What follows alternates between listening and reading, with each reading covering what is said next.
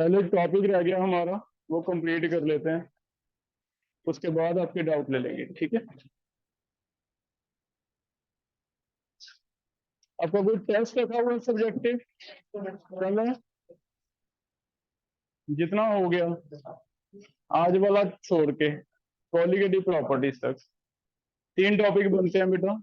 पहला topic Henry's law तक अलग है एक टॉपिक, दूसरा टॉपिक राउल्ट्स लॉ वाला बनता है, ideal non ideal, Raoult's law, vapour का composition.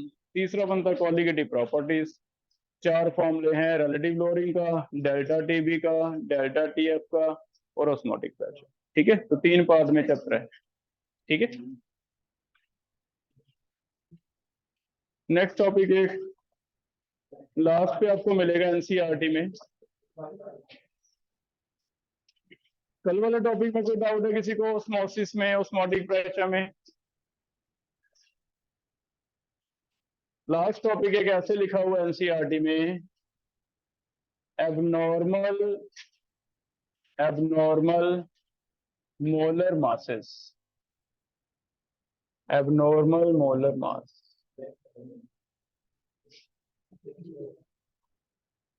Abnormal molar mass. Vicky ये बंदी कर दे यार लाइट।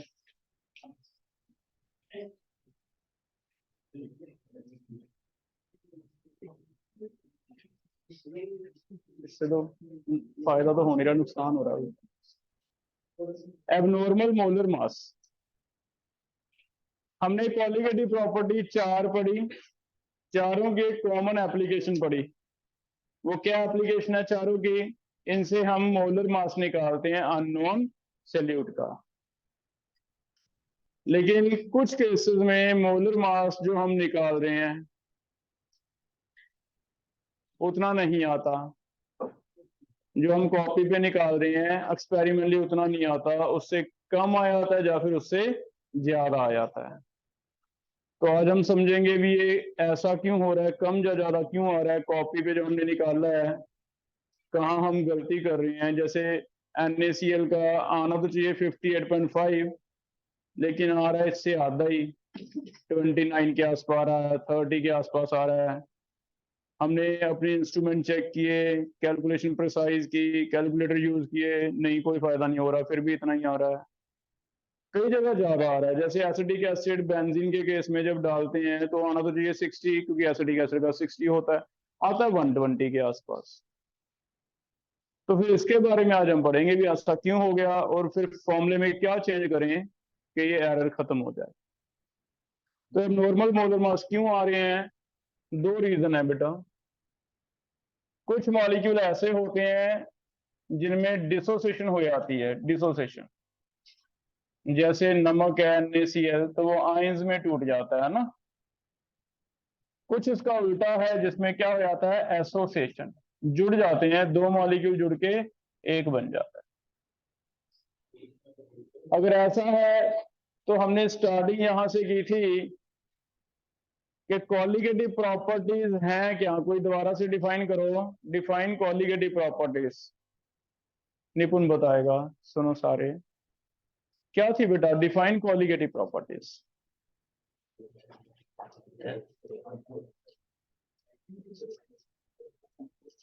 ये सारा चैप्टर इसी पे तो रोज आगे स्टार्ट करते हैं, कॉलिगेटिव प्रॉपर्टी है। रामायण खत्म होगी तुझे ये नहीं पता राम कौन है सीता कौन है। और बताओ colligative property.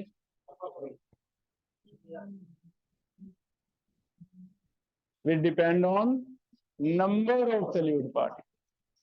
Colligative properties are those properties of solution which only depend on number of solute particles, does not depend on nature of solute particle। ये मेन था बेटा, है ना, क्लियर।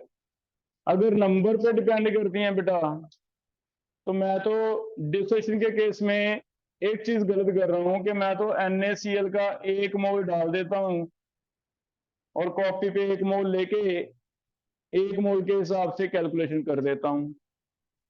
लेकिन मैंने ये नहीं सोचा कि जैसे NaCl पानी में जाएगा ये तो 2 आयंस बन जाएंगे, बताओ बनेंगे कि नहीं? अगर 2 आयंस बन जाएंगे तो मोल 2 हो जाएंगे, एक मोल ये हो जाएगा, एक मोल, 2 मोल का मतलब पार्टिकल तो डबल हो गए। अगर पार्टिकल डबल हो गए तो कोलिगेटिव प्रॉपर्टीज की वैल्यू भी क्या आएगी? डबल। लेकिन कॉपी पे तो मैंने 1 मोल लेके कैलकुलेशन कर दी, लेकिन एक्सपेरिमेंट जब करेंगे तो वो तो पार्टिकल की वैल्यू बताएगा।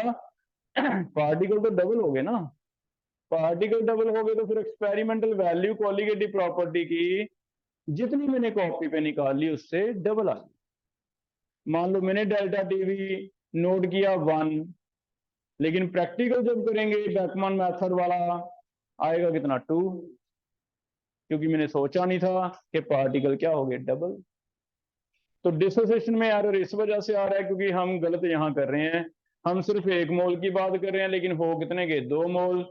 इसी वजह से आप थोड़ा दिमाग पे जोड़ दो, जितने क्वेश्चन अभी तक किए हमने उसमें 3 ही सल्यूट बार बार घुमाए हैं मैंने, यूरिया, ग्लूकोज, सुक्रोज। क्या कभी NaCl MgCl2 आया?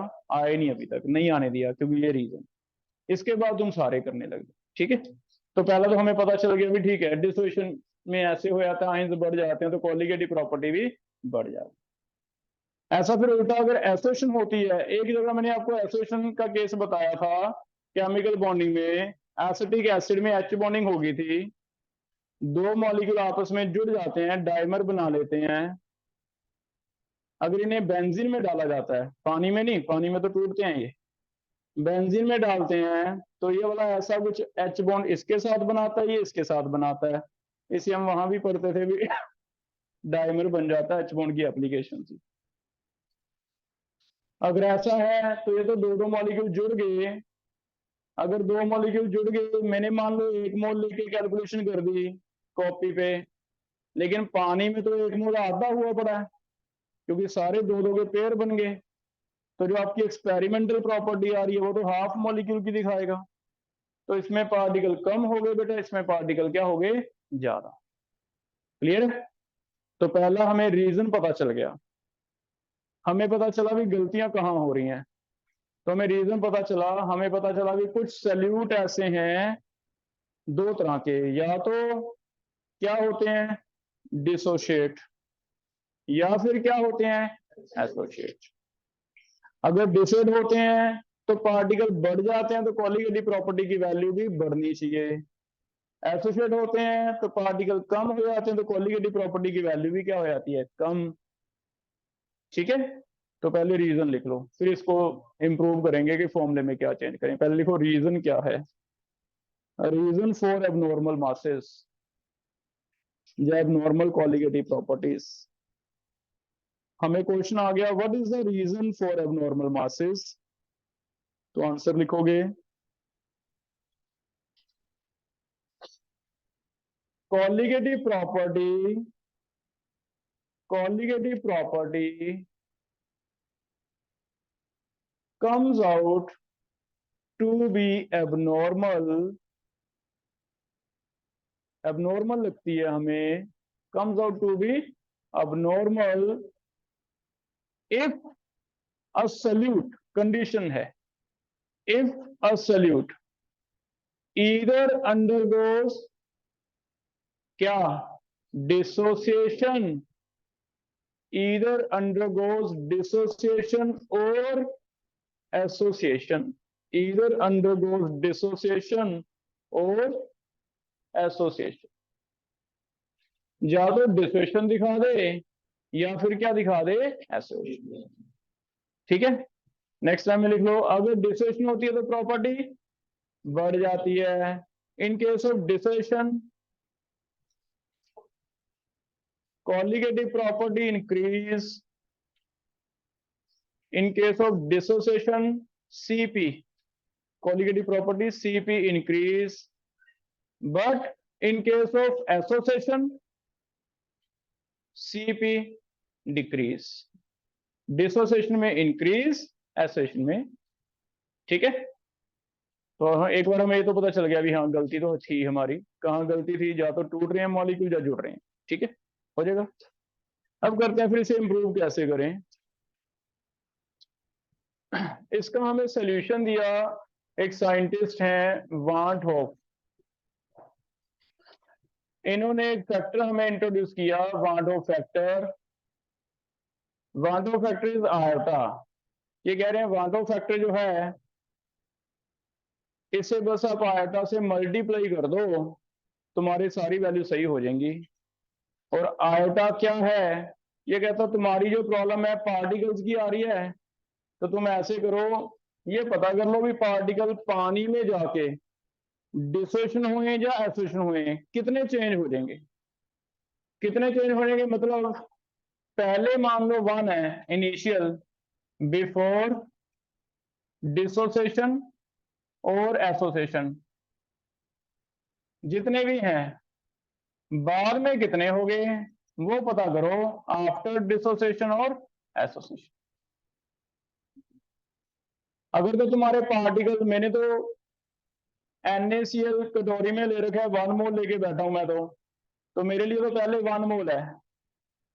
लेकिन आपको ये सोचना पड़ेगा कि पानी में जाके क्या पानी है, पानी में जाके कितने हो गए 2, तो तुम्हारा आयटा कितना आ गया 2/1, 2 आ गया, आयटा 2 आ गया। पार्टिकल डबल हो गए, पार्टिकल डबल हो गए तो यहाँ भी मोल्स मोलारिटी मोलारिटी जो भी था वहां पे 2 से क्या कर दो मल्टीप्लाई, आंसर सही आ जाएगा। ठीक है ना? तो पहले कितने हैं, बाद में तुम्हें सोचना है कि बाद में जब पानी में गए तब कितने हो गए। तो मैंने ऐसे सोचा भी पहले अगर मैं 1 मोल NaCl ले रहा था, पानी में जाके क्या हो गया 2, तो आंसर आ गया था 2/1, इसे मल्टीप्लाई कर दें। ठीक है? उल्टा भी हो सकता है जुड़ जाए तो मान लो एसिडिक एसिड है 1 मोल है, 1 से बाद में आधा रह जाएगा, हाफ रह जाएगा, तो ठीक है फिर ½ कर लेना, आयोटा हाफ आ जाएगा, तो कोलिगेटिव प्रॉपर्टी हो जाएगा। तो बस बहुत ही सिंपल सा सोल्यूशन है, आयोटा पता चल जाएगा और हमारी नई कोलिगेटिव प्रॉपर्टी जो है वो किसके इक्वल हो जाएगी, iota into colligative property theoretical. जो भी आपने कॉपी पे कर रखी है उसमें कुछ नहीं चेंज करो, बस उसे एक चीज से हमने निकाल दिया था फॉर्मूला ऑस्मोटिक प्रेशर का, निकाल दिया मैंने MRT। वो मुझे कहता तेरा तो मैच नहीं हो रहा, फिर मैंने दोबारा से देखा, मैंने देखा यूरिया तो है नहीं, तो NaCl है, NaCl है, ठीक है। फिर मैंने कहा NaCl तो 2 बन गया इन, तो मैंने सारी प्रॉपर्टी को किससे मल्टीप्लाई कर दिया 2 से, मेरा आंसर मैच हो गया। कितनी बड़ी बात।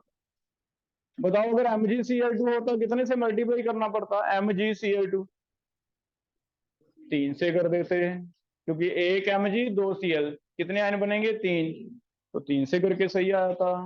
AlCl3 होता 4 से, है ना? तो बहुत बड़ा इशू है नहीं, हम ऐसे करेक्ट करने लग गए भी ठीक है, जो भी फॉर्मूले हैं वही रखो सारे, बस एक मल्टीप्लाई बाय आयटा कर दो, चाहे वो रिलेटिव लोडिंग है चाहे वो डेल्टा टी भी है, इतना हो गया करेक्शन। समझ आ गई क्या है, क्यों हुआ और करेक्शन। ठीक है, क्लियर। अब आगे चलते हैं, लेकिन इसमें थोड़ी सी प्रॉब्लम हो रही बेटा। आयोटा NaCl के लिए हम कह रहे हैं अभी 2 बनेंगे आयन, एक Na पॉजिटिव एक Cl नेगेटिव। अगर 1 आयन था 2 बन गए, तो मेरा आयोटा, मैं तो हमेशा ऐसे मानता हूँ कि 2 बन गए 1 से, पहले कितने हैं 1, बाद में कितने हो गए 2, मैं आयोटा 2 लेके कैलकुलेशन करने लग गया। लेकिन फिर जब रिसर्च की 6 महीने साल तो ऐसे चलता रहा होगा, फिर कई बार देखा हमने कि आंसर अभी भी मैच नहीं हो रहा, एग्जैक्ट नहीं हो रहा। पहले तो हम नेग्लिजिबल मान लेते भी चलो कोई बात नहीं, 2 की जगह 1.9 से सही आ रहा है, ठीक है, ऐसे मानते रहे। 2 की जगह 1.8 से सही आ रहा है, ऐसे मानते रहे। लेकिन जब पता चला भी नहीं तो बहुत जगह गलत आ रहा है, तो फिर और किसी ने दिमाग लगाया तो उन्हें पता चला एक चीज और कमी है, गारंटी नहीं है कि 1 से 2 ही बने। क्योंकि एक टर्म आपने पढ़ी होगी डिग्री ऑफ डिसोसिएशन, पढ़ा था इक्विलिब्रियम में। वो कहता है कई बार ये भी होता है कि डिग्री ऑफ डिसोसिएशन 100% होती ही नहीं है। ये तब है, हम अज्यूम कर रहे हैं भी सारे के सारे 100% टूटते हैं तब तो 1 से 2 बनेंगे। अगर बेटा ये 100% टूटे ही ना, 90% ही टूटे हैं, 90% टूटे तो फिर 1 से 2 थोड़ी ना बनेंगे, फिर तो 1.9 बनेंगे, क्योंकि 90% टूटे हैं। अगर 80% आयनाइज होते हैं तो 1.8 बनेंगे। इनमें यहाँ थोड़ा सा हमें और करेक्ट करना पड़ेगा। किसका रोल है, आगे टॉपिक बना लो, role of degree of dissociation. Degree of dissociation याद है, इक्विलिब्रियम 80% का मतलब हम अल्फा लेते थे 80% मतलब 0.8, 70% मतलब 0.7, ऐसे अल्फा लेते थे। तो आगे और करेक्ट कर रहे हैं, जो थोड़ा बहुत भी एरर आ रहा है 1.9 से अगर सही आ रहा है तो हम और करेक्ट कर रहे हैं। तो वाट ऑफ हमें बता रहे हैं आगे कि भी डिग्री ऑफ डिसोसिएशन का रोल हो सकता है। अगर अभी भी तुम्हारा आंसर सही नहीं आ रहा, इसमें दो केस लेके करेंगे, एक डिसोसिएशन का केस, एक एसोसिएशन। ठीक है, निकालना वही है। बताओ आयता मैंने क्या बताया, रेशो है किस किस की, बिफोर डिसोसिएशन, आफ्टर, आफ्टर ऊपर, नीचे बिफोर, है ना, ये मुझे निकालना है।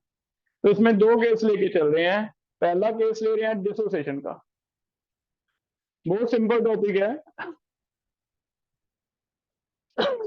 डिसोसिएशन का, मान लो कोई मॉलिक्यूल है AN, इससे टूट के N9 बनते हैं। मैंने जनरलाइज कर दिया भी N9 बनते हैं, एंड हम अपने आप आइडिया लगा लेंगे, क्योंकि अगर ये NaCl होगा, अगर ये NaCl होगा तो एक बार कितने आयंस बनेंगे बेटा NaCl के टूट के? जैसे कितने आयन बनेंगे NaCl से टूट के?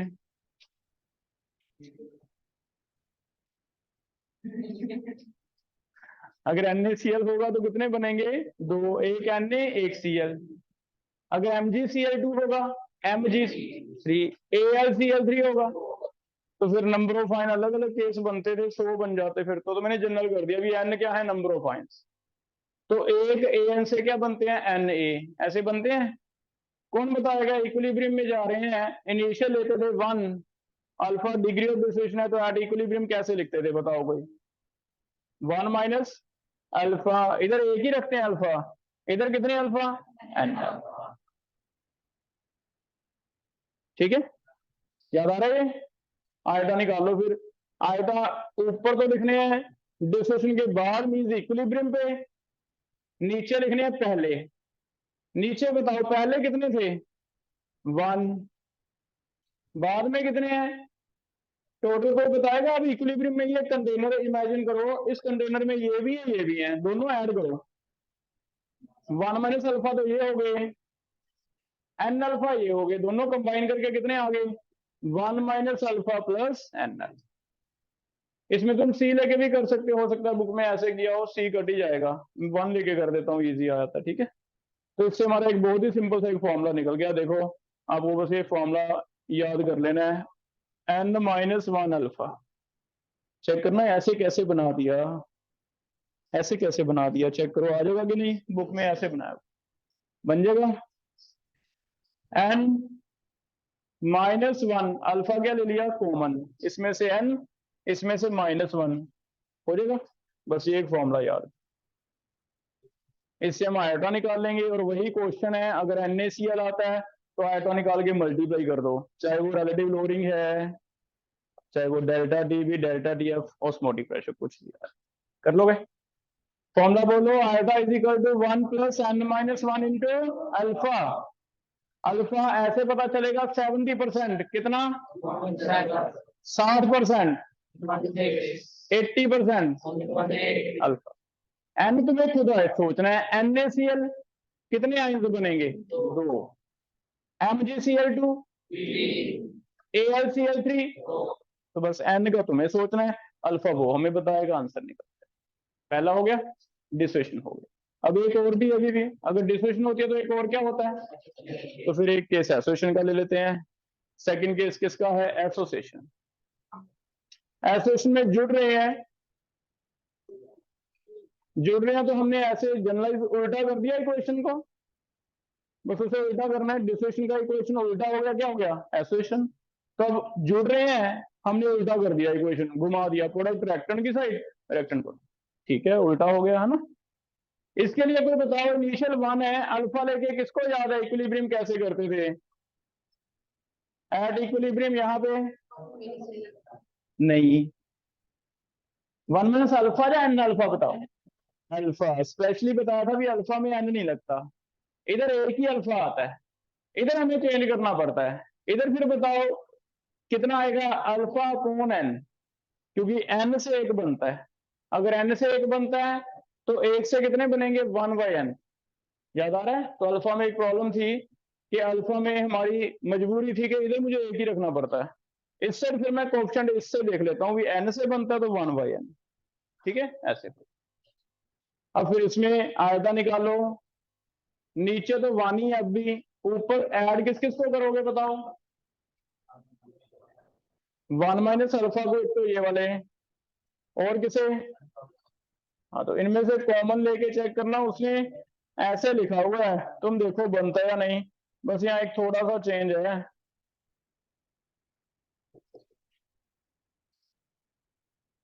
ये वाला चेंज है, वहां n था यहाँ 1/n है, बस इतना चेंज, एक जगह n था एक जगह क्या है 1/n, हो जाएगा। अल्फा फिर से वही है 70% 0.7, 60% 0.6, n यहाँ इजी है, यहाँ पे n आपको खुद ही दिया जाएगा, खुद नहीं सोचना, आपको दिया जाएगा कैसे, क्योंकि एसोसिएशन का तो हमें पता नहीं चलेगा भी क्या है, आयन का तो पता चल जाता है, तो इसमें ना वो एक वर्ड बोलेगा डाइमर, अगर बोलता है डाइमर तो मान के चलो n कितना है 2, क्योंकि 2 से 1 बने, डाइमर का मतलब 2 जुड़ के 1 बने। तो क्योंकि एसोसिएशन हमें खुद नहीं प्रेडिक्ट होता, इसलिए ये इजी है, न्यूमेरिकल में वर्ड दिया रहता है, ये तो डाइमर बनेगा, ट्राइमर बनेगा, ट्राइमर 3, टेट्रामर बनेगा 4, तो इसका n भी हमें खुद ही दे देगा, वो ट्राइमर है तो 3, टेट्रामर है तो हो जाएगा। तो बहुत ही सिंपल डेरिवेशन है, बस यहाँ कई बार हम गलती कर देते हैं, एन अल्फा नहीं बोलना, अल्फा इधर, इधर alpha by N, otherwise simple कर लोगे बेटा। तो अब देखो दो फॉर्मूले आ गए हमारे पास, डिसोसिएशन का फॉर्मूला बोलो आयता का 1 plus n minus 1 into L, ऐसे इसमें थोड़ा सा चेंज है, 1 plus 1 by N minus 1,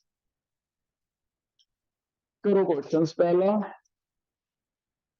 50% डिसोशिएटर AlCl3, इसका n लिखो, अल्फा लिखो, फिर आयता निकाल के दो मुझे, 80% डिसोशिएटर NaCl,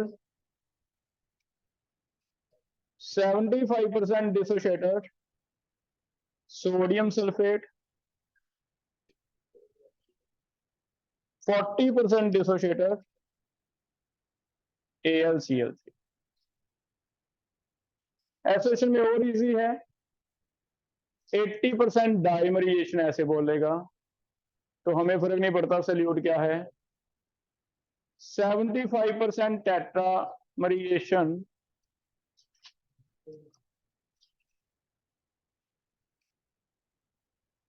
60% ट्राइमरिएशन, 50% ट्राइमर, तो इसमें एन देख लो, अल्फा देख लो, राइट।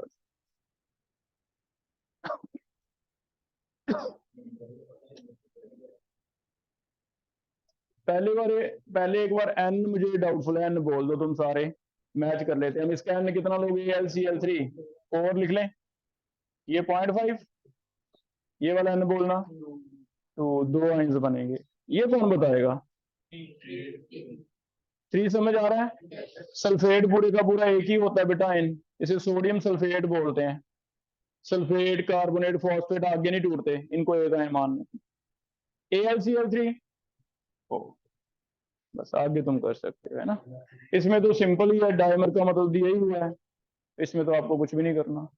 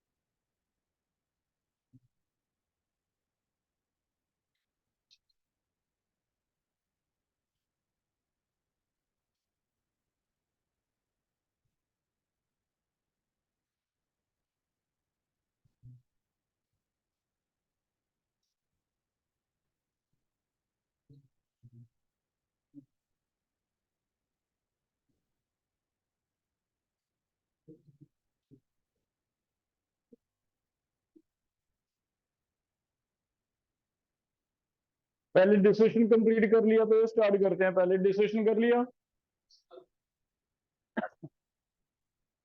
पहले के लिए आटा बोलो 2.5, सेकंड के लिए, थर्ड के लिए 2. फिर 2.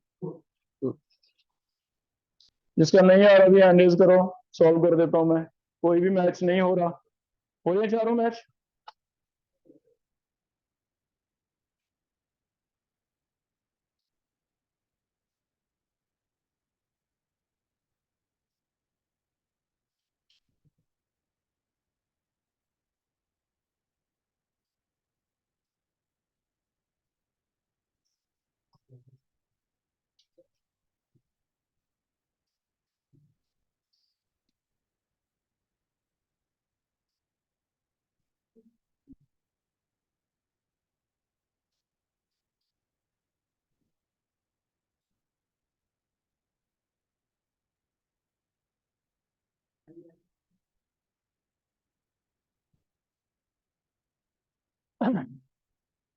एन कितना लोगे? 2 अल्फा 0.8, बताओ पहले का 0.6,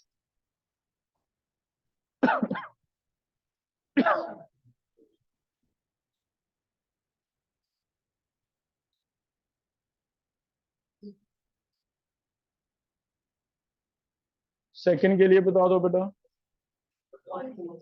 0.43 आ रहा बेटा, 0.43 0.43 आ रहा है इसका। नेक्स्ट का 0.67, 0.67 कर लो सारे, सॉल्व कर लो। पूछो कोई नहीं मैच हो रहा, मैं सॉल्व कर देता हूँ। 0.67 एक सेल्फ टेस्टिंग कर लेना। डिसोसिएशन के केस में आया था हमेशा मोर देन 1 होगा। अगर तुम्हारा डिसोसिएशन हो रहा है तो पार्टिकल बढ़ेंगे, एक से बढ़ेंगे तो मोर देन 1 होगा। अगर तुम्हारा 0.1 से कम आ गया, इट मींस गलत कर दिया तुमने, काट दो, दोबारा से करो। ऐसे एसोसिएशन के केस में आया था हमेशा कितना होगा? Less than 1। तो एक सेल्फ चेक कर सकते हो कि एसोसिएशन में मेरा 1 से नीचे ही आना चाहिए, क्योंकि पार्टिकल जुड़ रहे हैं तो एक से कम हो रहे हैं ना, डिसोसिएशन में ज्यादा ही आना चाहिए। तो कभी आज ये आंसर गलत, काट के दोबारा कर लो, तुम्हें खुद पता चल जाएगा भी सही है या गलत है। हो जाएगा बेटे, clear?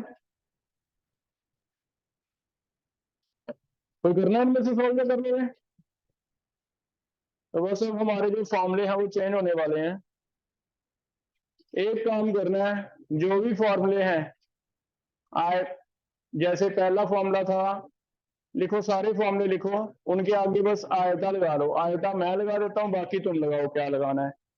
Second formula delta TV KVM, आयता लगा दो, सबके आगे क्या मल्टीप्लाई कर दो, आयता। बस लिखो। पहला कोई बोलो मुझे क्या था ये? Relative lowering in vapour pressure किसके इक्वल है? Iota X B. B stand for solute, संकेत। एलिवेशन इन बॉइलिंग पॉइंट का फॉर्मूला बोल बेटा। एलिवेशन इन बॉइलिंग पॉइंट क्या फॉर्मूला पढ़ा हमने? सुगम, delta T B is equal to K B M. Iota लगा के क्या बोलोगे?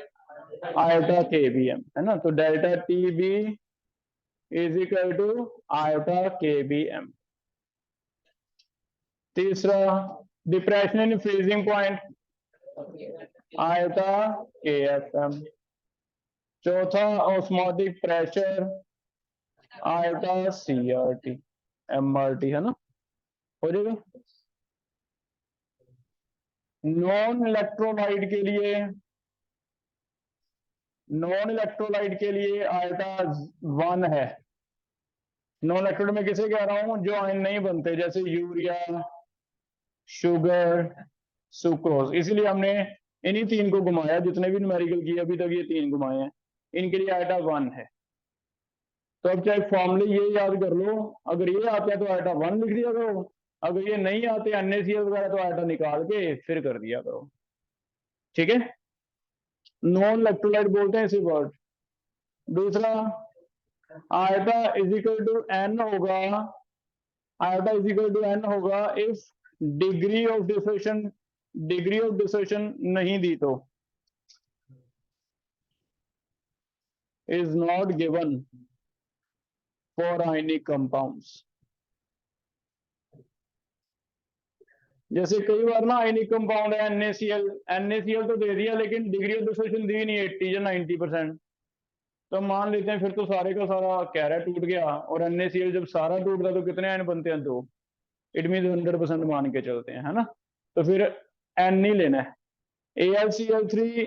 AlCl3 लिखा है कहीं 80% तो निकाल लो, सिर्फ इतना लिख दिया AlCl3 तो बस सीधा एक Al 3 Cl, कितना लेना है? 4।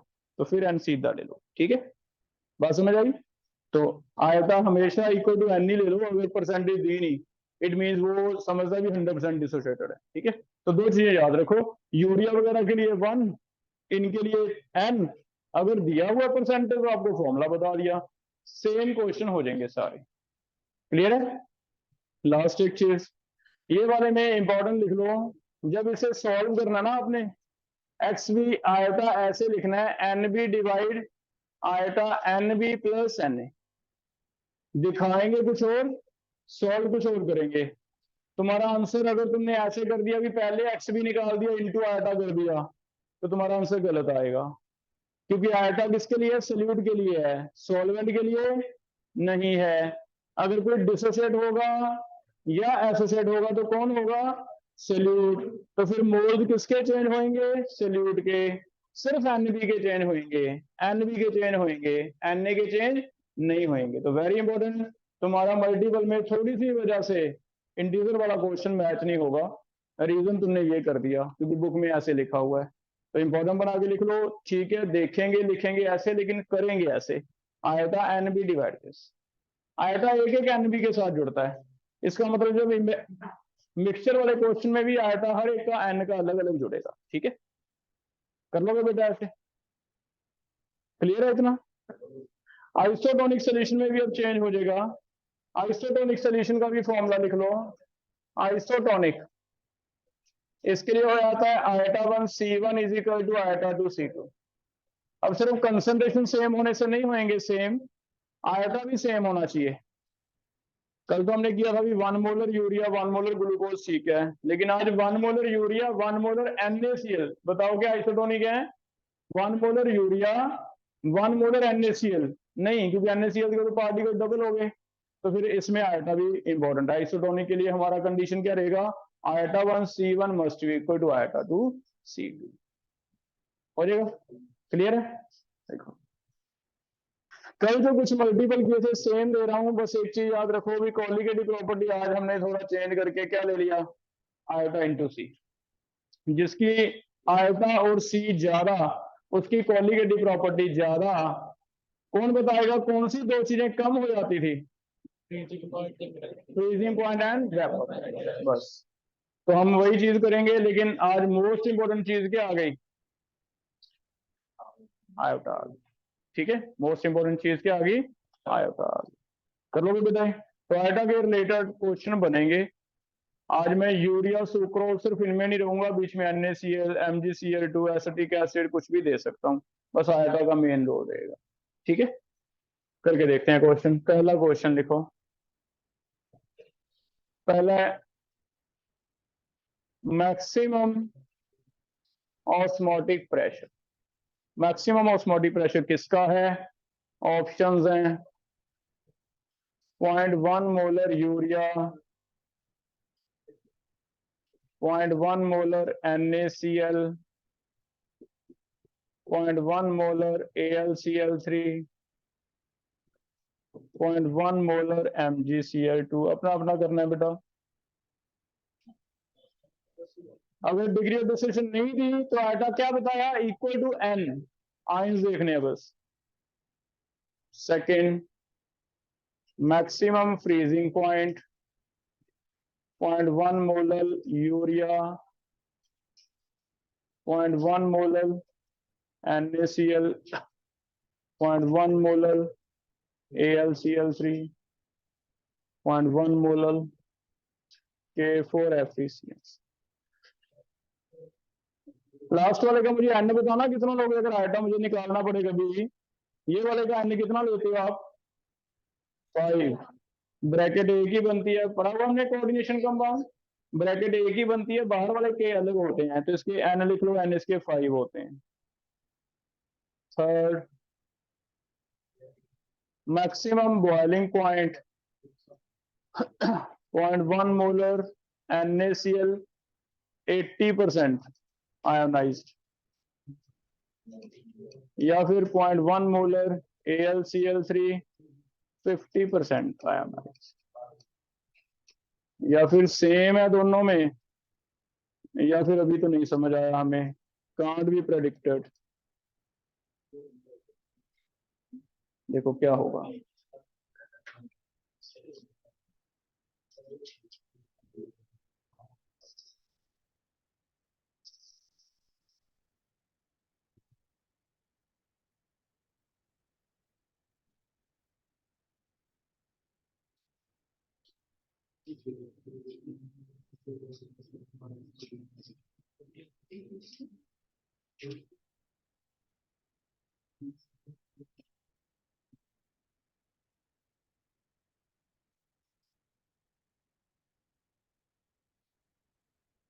इनमें से किस केस में तुम्हें कॉलिगेटिव प्रॉपर्टी का उल्टा करना पड़ेगा?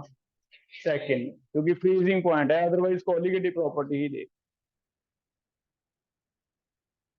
तो वेपोरेशन फ्रीजिंग पॉइंट उल्टे हैं, बाकी सारे सेम है।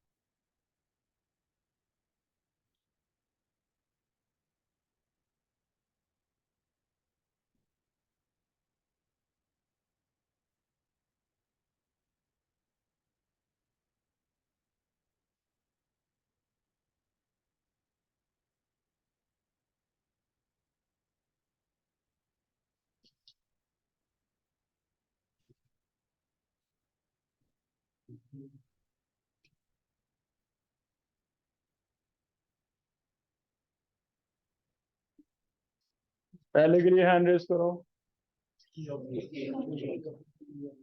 एक भी सी ऑप्शन।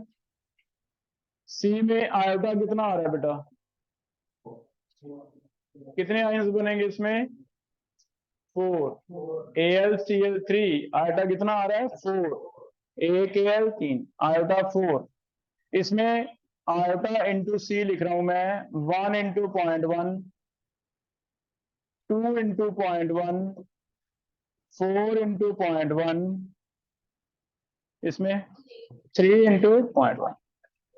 क्योंकि दिया ही नहीं परसेंटेज, तो हमने सारे के सारे मान लिए, भी आयन बन गए। ठीक है। सेकंड में भी आयोटा इंटू सी करते हैं पहले। Iota 1 into 0.1, iota 2 into 0.1, 4 into 0.1, 5 into 0.1। अगर कॉलिगेटिव प्रॉपर्टी मैक्सिमम पूछी होती किसकी है? डी की। लेकिन हमें मिनिमम चाहिए क्योंकि फ्रीजिंग पॉइंट है, तो मिनिमम किसकी है? ए। यहां ध्यान दें। ठीक हो गया ये। Next, maximum boiling point means colligative property पर इसका आयटा निकाल के दो।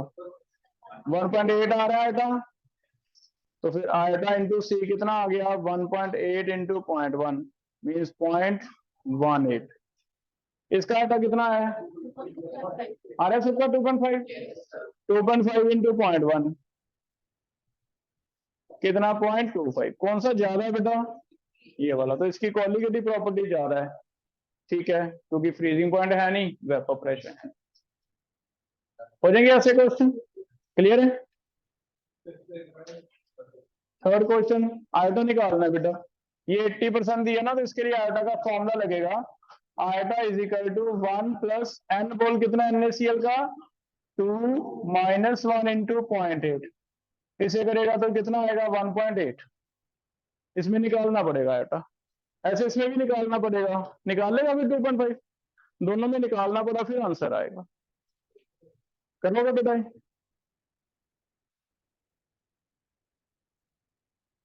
एक दो और क्वेश्चन एनसीईआरटी के दे रहा हूं, वेरी इंपॉर्टेंट, बना के लिखो। पहला,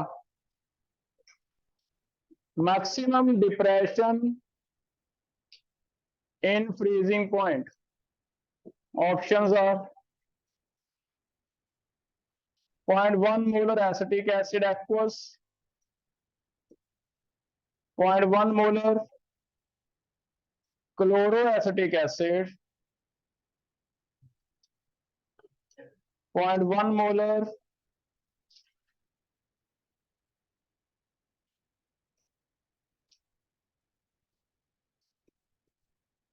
है सारे 0.1 molar, 2 chloro acetic acid, 0.1 molar 3 chloro trichloro acetic acid. Hint ये है कि आपको खुद सोचना है कि किसमें डिग्री ऑफ डिसोसिएशन ज्यादा है, जिसमें डिग्री ऑफ डिसोसिएशन ज्यादा है उसमें आटा ज्यादा होगा। ठीक है, खुद सोचना है डिग्री ऑफ डिसोसिएशन किसमें ज्यादा है। हिंट मैं तुम्हें दे देता हूं, थोड़ा सा स्ट्रॉन्ग एसिड वीक एसिड वाला कॉन्सेप्ट आएगा। अगर एसिड स्ट्रॉन्ग होता तो आयन ज्यादा बनते हैं, वीक होता तो आयन कम बनते हैं। ठीक है, दूसरा एसपीएम लगी हुई है, एक तरफ है 0.1 मोलर KCN, एक तरफ है 0.2 molar FeCN2। On mixing SPM लगा हुआ है, on mixing blue colour appears, blue colour आ जाता है क्योंकि ये बन जाता है KCN रिएक्ट करता है FeCN2 से, और रिएक्शन दी हुई है उसने K4 FeCN6 बनता है जिसका कलर क्या रहता है ब्लू। आपको ऑस्मोसिस का कॉन्सेप्ट लगा के ये बताना है भी कलर किस साइड आएगा, कलर ऑन ए साइड या कलर ऑन बी या कलर ऑन बोथ या colour on none side. Osmosis लगाना, KCN का आयटा 2 लेंगे, FeCN2 का आयटा कितना लेंगे 3, एक Fe 2 साइनाइड।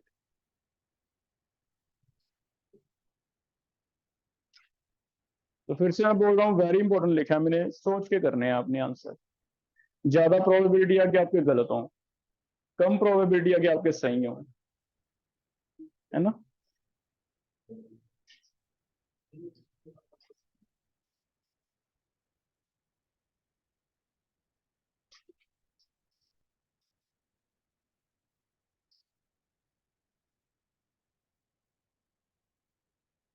छोटे रूम में बैठ जाओ, इधर आ जाओ, इधर आगे वाले रूम में।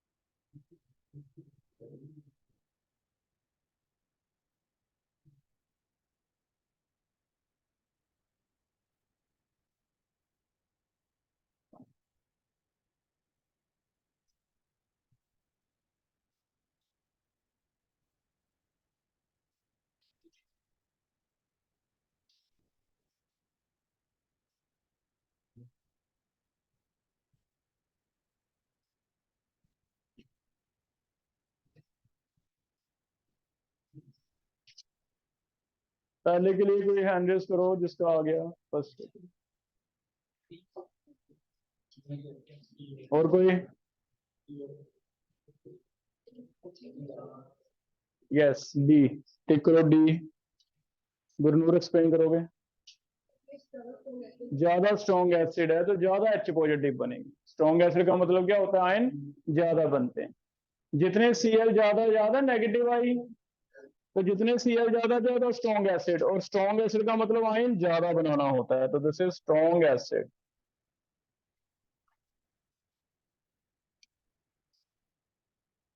ठीक है, तो सेम बॉटम बना के लिखना। आपकी एक्सरसाइज एनसीईआरटी की पीछे दी हुई है, बैक एक्सरसाइज, उसमें है कुछ। सेकंड के लिए हैंड रेज करो। सी, हाँ बेटा मान्या। बी, बी, बी के लिए कौन कौन हैंड रेज करो, बी के लिए। सी के लिए बताओ। B C, Tanvi, D. हाँ बेटा, कोई डी या ए भी कह रहा है कोई। ए, ए क्या लिखा है मैंने, ए साइड।